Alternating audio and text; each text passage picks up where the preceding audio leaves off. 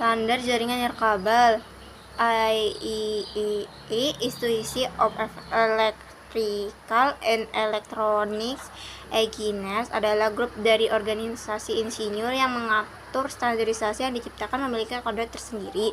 Saat ini ada standar yang digunakan yaitu 802.11, 802.11b, 802.11a, 802.11g, 802.11n, 802.11ac, 802.11ax, 802.11ax, 6GHz, Wi-Fi 6E, 802.11be, Wi-Fi 7. Yang pertama, 802.11 IEEE pertama kali menciptakan standar wireless pada tahun 1997 yang bekerja pada frekuensi 2,4 GHz yang dinamakan 802.11. Namun standar ini hanya mendukung bandwidth yang maksimal 2 Mbps. Kedua, 802.11b IEEE menciptakan standar lanjutan yang dinamakan 811b pada tahun 1999 mendukung bandwidth mencapai 11 Mbps dan masih bekerja pada frekuensi 2,4 GHz. Yang ketiga, 802.11a generasi kedua dari standar Wi-Fi IEEE membuat ekstensi untuk standar 202.11a. Standar ini mendukung bandwidth data mencapai 5,4 Mbps dan menggunakan frekuensi 5 GHz. Semakin tinggi frekuensi, maka semakin pendek jangkauan sinyalnya. 4. Ada 802.11g generasi ketiga dari standar Wi-Fi diciptakan pada tahun 2002.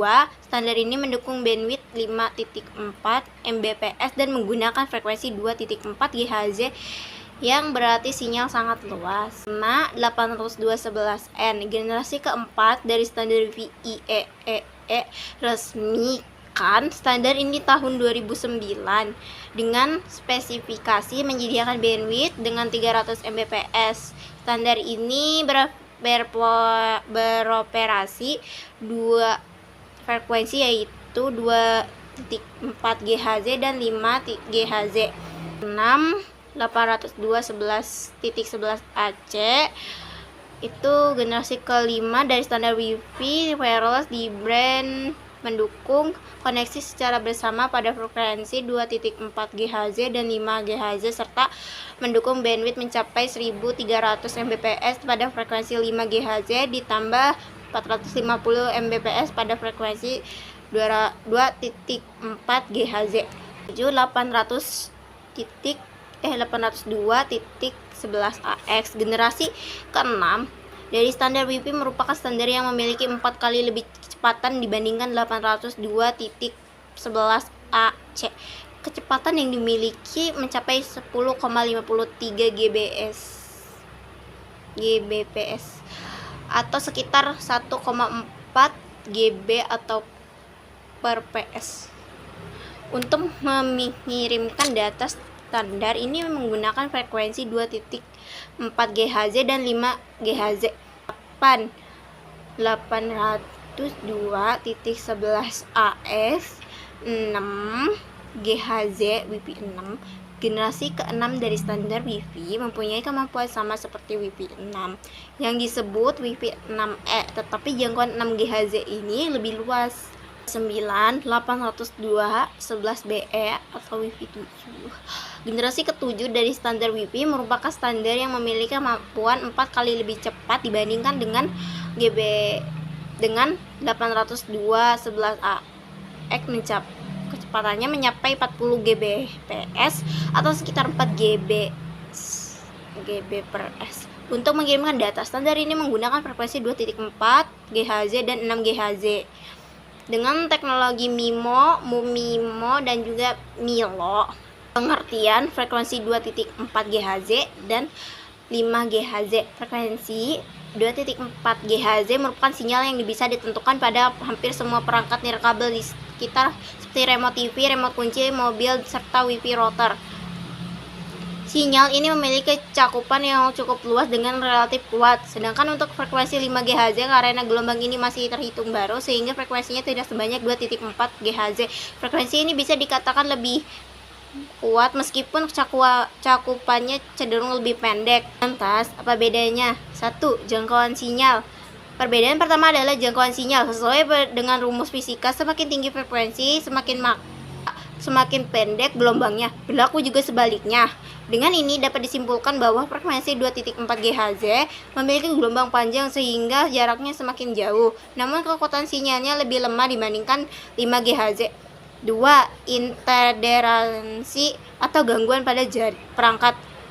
Pada umumnya gadget menggunakan frekuensi jaringan 2.4 GHz. Adanya perangkat pada frekuensi sama secara bersamaan berpotensi mengalami penurunan pada jaringan. Oleh karena itu, tak jarang orang lain memiliki 5 GHz meskipun frekuensi ini juga berpotensi mengalami interferensi dan hanya bekerja baik dalam jarak dekat.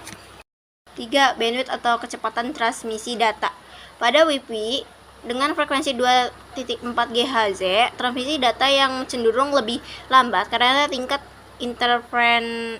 interferensinya cukup tinggi. Sedangkan frekuensi 5 GHz dipercaya memiliki bandwidth yang lebih tinggi sehingga dianggap menguntungkan untuk keperluan streaming dan game. 4. Kompatibel perangkat.